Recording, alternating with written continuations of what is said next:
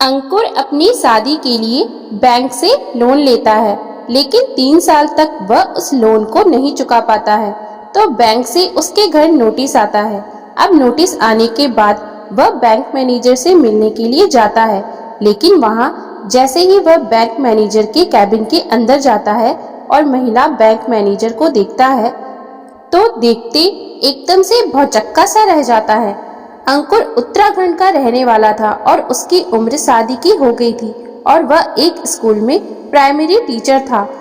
उसकी सरकारी नौकरी लगी हुई थी, तो उसके माता पिता उसकी शादी की चिंता करते थे और उसके लिए लड़की ढूंढने लगते हैं और ढूंढने से लड़की उन्हें मिल भी जाती है। लड़की का नाम अंजू था। अंजू जो कि काफी ज्यादा पढ़ी लिखी थी और पढ़ाई लिखाई करने के बाद वह सरकारी नौकरी की तैयारी कर रही थी। कई टेस्ट उसने दे रखे थे, जिनका रिजल्ट आना अभी बाकी था। इसके बाद जैसे शादी की बातें तय होती है, तो अंकुर अपने माता पिता से दहेज के लिए साफ मना कर देता है, क्योंकि अंकुर नहीं चाहता था कि उसकी शादी में किसी भी तरह का दहेज का लेन देन हो, और इसी वजह से वह अपने घर वालों से साफ साफ मना कर देता है। कहता है कि मेरी शादी में आप कुछ भी दहेज में नहीं लोगे। इसके बाद अंकुर अपनी शादी की तैयारी में लग जाता है और साथ ही साथ अंजू का नंबर भी उसके पास आ जाता है। दोनों एक दूसरे से फोन पर बातें किया करते हैं और बातों ही बातों में दोनों को एक दूसरे से प्यार हो जाता है। अब अंकुर वह बैंक से लोन लेकर घर के अंदर सुख सुविधाओं के सामान ले आता है, क्योंकि वह चाहता था कि उसकी पत्नी पढ़ी लिखी आएगी और पढ़ी लिखी पत्नी को कोई भी दिक्कत ना हो। इसी वजह से उसने गाड़ी भी ले ली थी और गाड़ी के बाद घर का जो भी सामान होता है वो सभी सामान उसने लोन पर ले लिया था। शादी के लिए वो इधर उधर से कर्जा ले लेता है और अपनी शादी की तैयारियों में जुट जाता है। धीरे धीरे समय बीतता है। शादी को अब 4 ही दिन बाकी थे और 4 दिन पहले अंजू का रिजल्ट आता है और उस रिजल्ट में अंजू पास हो गई थी। अब जैसे ही अंजू मैनेजर बन गई, तो उसके बाद उसके घर वाले इस बात की बड़ी खुशी मनाते हैं और उसकी शादी के भी 4 दिन बचे थे। लेकिन तभी जो रिश्तेदार होते हैं वो मिलकर अंजू के पिता से कहते हैं कि अब तुम्हारी बेटी मैनेजर बन गई है, तो तुम अब भी अपनी बेटी की शादी एक स्कूल के टीचर से करोगे। इस बात को सुनने के बाद अंजू के पिता अपना मन बदल लेते हैं और सोचते हैं कि मैं इस शादी को नहीं होने दूंगा। अब इसके बाद वह अंजू से कहते हैं कि बेटी, अब तुम अंकुर से शादी नहीं करोगी। तुम एक सरकारी बैंक मैनेजर बन गई हो, तो अब तुम्हें किसी बड़े लड़के से शादी करनी होगी, ताकि तुम्हारा जीवन अच्छी तरह से बीत सके।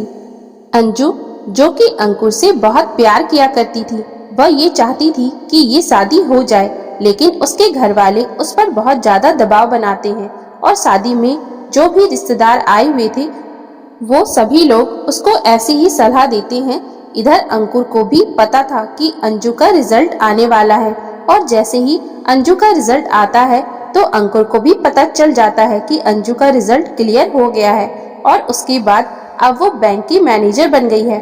अब इसके बाद अंकुर को बड़ी खुशी होती है और वह अंजू को बधाई देने के लिए फोन करने लगता है। अब पहले जब 2-3 बार अंकुर फोन करता है तो अंजू उसका फोन नहीं उठा पाती है, क्योंकि उसके ऊपर घर वालों का प्रेशर था और साथ में उसके घर वाले उसके चारों तरफ बैठे हुए थे। अब 2-3 बार अंकुर जैसे फोन करता है और अंजू फोन नहीं उठाती है, तो वह सोचता है कि शायद उसके घर वाले और उसके रिश्तेदार उसको बधाई दे रहे होंगे और इसी वजह से वो मेरा फोन नहीं उठा पा रही है। वो कुछ देर बाद फिर से ट्राई करता है और इस बार अंजू उसका फोन उठा लेती है, और जैसे ही अंजू उसका फोन उठाती है तो एकदम से अपने पापा को फोन दे देती है। कहती है कि अंकुर, ये लो, पापा से बात करो। उसके बाद अंजू के पिता उस फोन को ले लेते हैं और कहते हैं कि बेटा, आपको पता ही होगा, अंजू बैंक मैनेजर बन चुकी है। अब इस बात को सुनने के बाद अंकुर को इस बात की बहुत ही खुशी थी, तो वह एक्साइटमेंट में कह देता है कि हाँ पापा जी, मुझे पता है कि अंजू अब बैंक मैनेजर बन चुकी है। तो उसके बाद उसके पिता कहते हैं कि मैनेजर बन गई है तो हम अभी इसकी शादी नहीं कर सकते हैं। अब इसके बाद अंकुर के पैरों तले से जमीन खिसक जाती है, क्योंकि 4 दिन उसकी शादी के बचे थे उसने मैरिज हॉल भी बुक कर दिया था और शादी के कार्ड भी सभी रिश्तेदारों को चले गए थे और उसके घर पर रिश्तेदार भी आ गए थे। उसके बाद वह अंजू के पिता से कहता है कि पापा जी, क्या बात हो गई, आप इस तरह से क्यों कह रहे हो?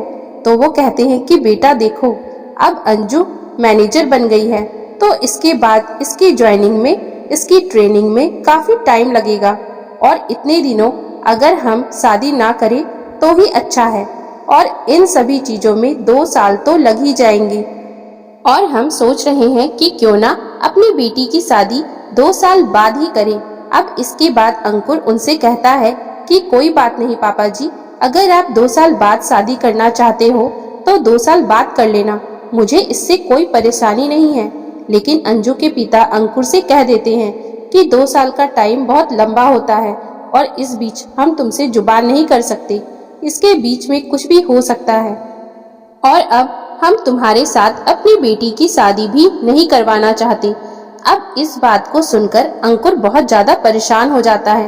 वह कहता है कि पापा जी, ऐसा मत करो, चारों तरफ हमारी बदनामी हो जाएगी और सभी रिश्तेदार भी घर पर आ चुके हैं। लेकिन अंजू के पिता उससे मना कर देते हैं, कहते हैं कि बेटा अब ये शादी नहीं हो पाएगी। ऐसा कहकर वो फोन काट देते हैं। इसके बाद अंकुर अपने घर वालों को इस बात को बताता है, कहता है कि अंजू बैंक मैनेजर बन गई है और अब उसके पिता शादी करने से मना कर रहे हैं।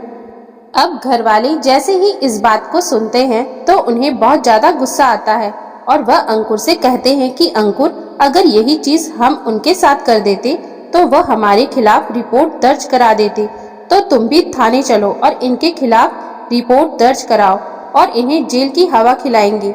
लेकिन अंकुर अंजू से प्यार करता था, वह नहीं चाहता था कि उसकी जिंदगी में किसी भी तरह का कोई प्रॉब्लम आए और वह अपने घर वालों से मना कर देता है, कहता है कि नहीं, हम लोग ऐसा नहीं करेंगे।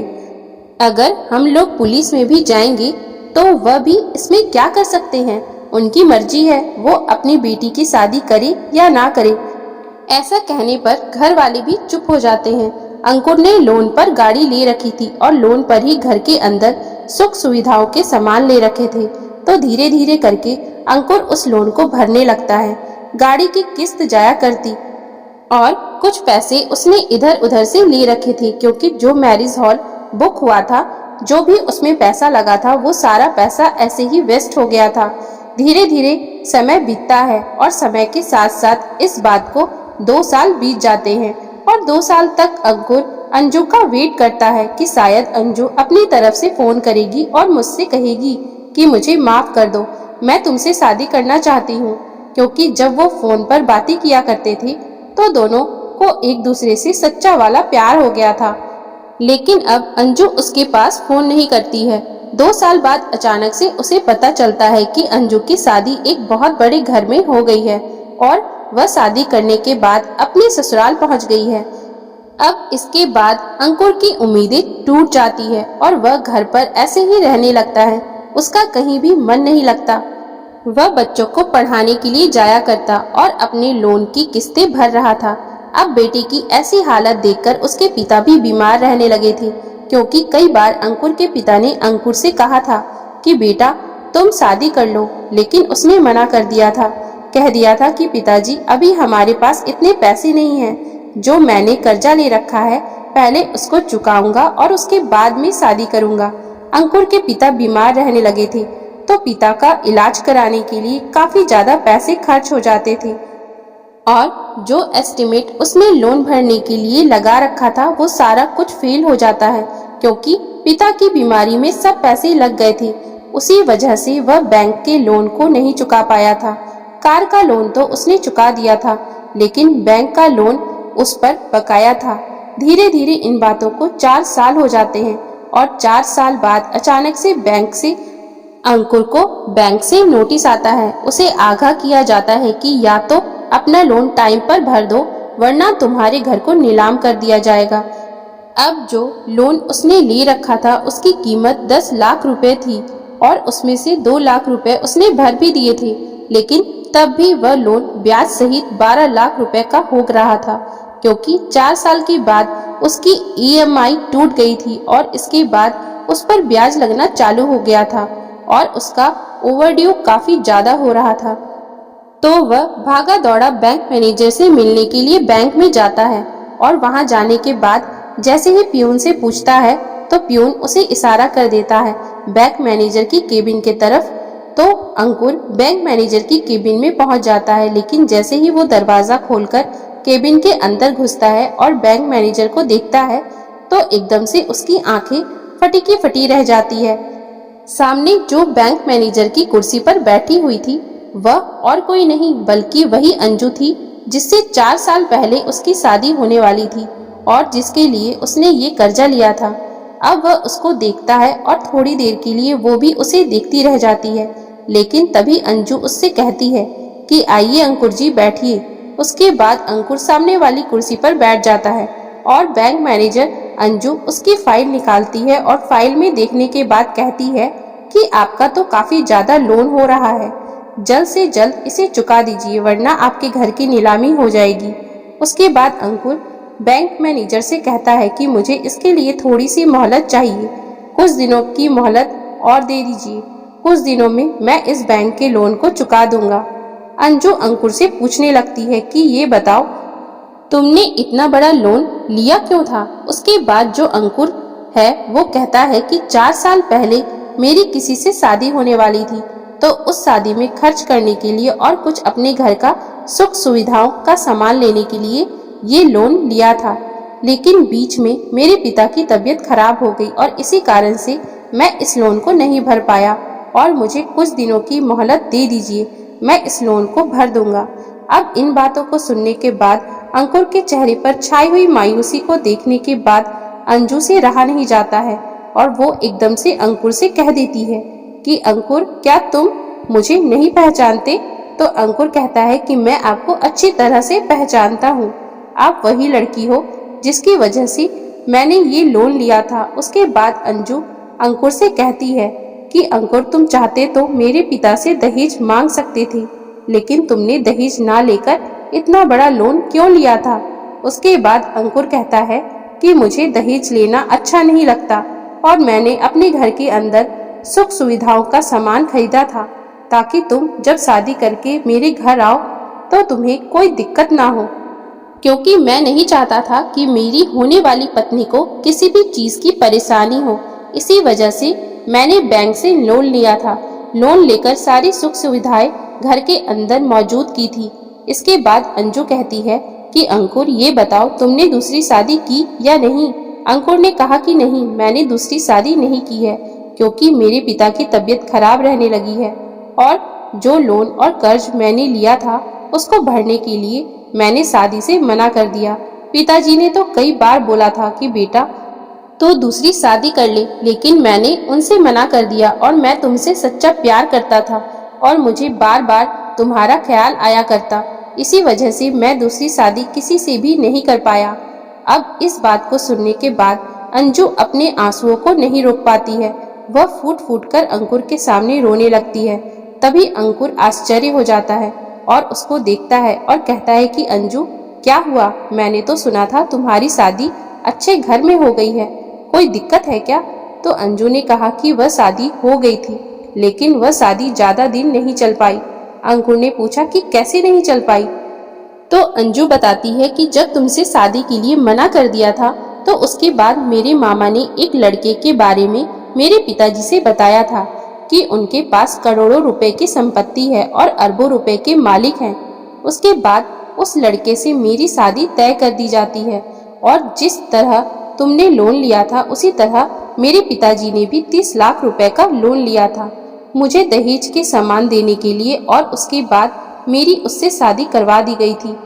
लेकिन शादी के बाद पता चलता है कि जिस लड़के से मेरी शादी हुई है उन लोगों के ऊपर बहुत सारा कर्जा है और जो कुछ भी शानो शौकत उनकी दिखाई दे रही थी वो सारी कुछ झूठी है और उन लोगों ने हमारे साथ धोखा किया था। इसके बाद मैं 2-3 महीने के बाद ही वहां से आ गई और मैं उसको तलाक दे दी। अब तलाक होने के बाद हम भी तुम्हारी तरह उसी लोन को चुकाने की कोशिश कर रहे हैं जैसे तुम इस लोन को चुकाने की कोशिश कर रहे हो। ऐसा कहते हुए अंजू की आंखों से आंसू निकल रहे थे और बाहर बैंक मैनेजर से मिलने के लिए एक लंबी लाइन लगी हुई थी। अंजू अंकुर से कहती है कि अंकुर, क्या तुम मुझसे शनिवार को मिल सकते हो इसी बैंक पर? तो अंकुर कहता है कि हाँ हाँ, क्यों नहीं मिल सकता, मैं बिल्कुल मिलने के लिए आ जाऊंगा। उसके बाद अंजू उसे जाने के लिए कह देती है और अपने काम काज संभालने लगती है। धीरे धीरे शनिवार का दिन भी आ जाता है। शनिवार के दिन अंजू बैंक के गेट पर खड़ी होकर अंकुर के आने का वेट कर रही थी। तभी अंकुर आता है। वह देखता है कि बैंक तो बंद है और अंजू उसके सामने खड़ी हुई है। तो वहाँ पर वह अंजू के पास आकर कहता है कि अंजू, ये बैंक तो बंद है और तुमने आज मुझे मिलने के लिए क्यों बुलाया है? उसके बाद अंजू कहती है कि मुझे तुमसे बात करनी थी और इसलिए मैंने तुम्हें यहाँ पर बुलाया है। उसके बाद अंजू और अंकुर पास ही के एक पार्क में जाते हैं। वहाँ जाकर पार्क में बनी हुई एक चेयर पर बैठते हैं और दोनों एक दूसरे से फिर से बातें करने लगते हैं और वह पहले की बातों को याद कर करके कभी कभी हंसने लगते हैं और कभी कभी मायूस हो जाते हैं। थोड़ी देर बातें करने के बाद अंजू ने अंकुर से कहा कि अंकुर, तुमने उस दिन के बाद मुझे फोन क्यों नहीं किया? अंकुर ने कहा कि मैंने तो तुम्हारी वजह से फोन नहीं किया। मैं सोच रहा था कि तुम ही फोन करोगी और फोन करने के बाद अपने प्यार का इजहार दोबारा से मुझसे कर दोगी। अब इसके बाद अंजू अंकुर से कहती है कि अंकुर, क्या ऐसा नहीं हो सकता, हम दोबारा से शादी कर ले?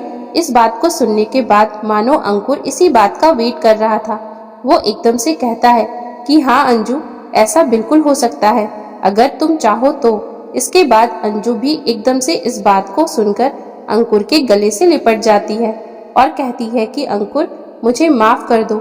जो भी कुछ हुआ था उसमें मेरे घर वालों का कसूर था, मेरा इसमें कोई कसूर नहीं था। अंकुर भी इस बात को समझता है और अंजू को माफ कर देता है और दोनों दोबारा से फिर से शादी कर लेते हैं। दोबारा से शादी करने के बाद वह अपनी गृहस्थी बसाते हैं और अंजू ने अंकुर से कह दिया था कि आराम से तुम अपने लोन को चुका सकते हो। जब तक मैं यहाँ पर मैनेजर हूँ, तुम्हें कोई भी नोटिस नहीं आएगा और कोई भी दिक्कत तुम्हें नहीं होने वाली। वो दोनों अब एक दूसरे के साथ बड़े ही खुश हैं और खुशियों के साथ अपने जीवन को बिता रहे हैं। तो दोस्तों, अगर आपको हमारी आज की ये कहानी अच्छी लगी हो तो कृपया आप हमारे चैनल को लाइक, शेयर और सब्सक्राइब जरूर कर लें, जिससे हम आपके लिए और भी अच्छी अच्छी कहानियाँ लाते रहें। Thank you for watching.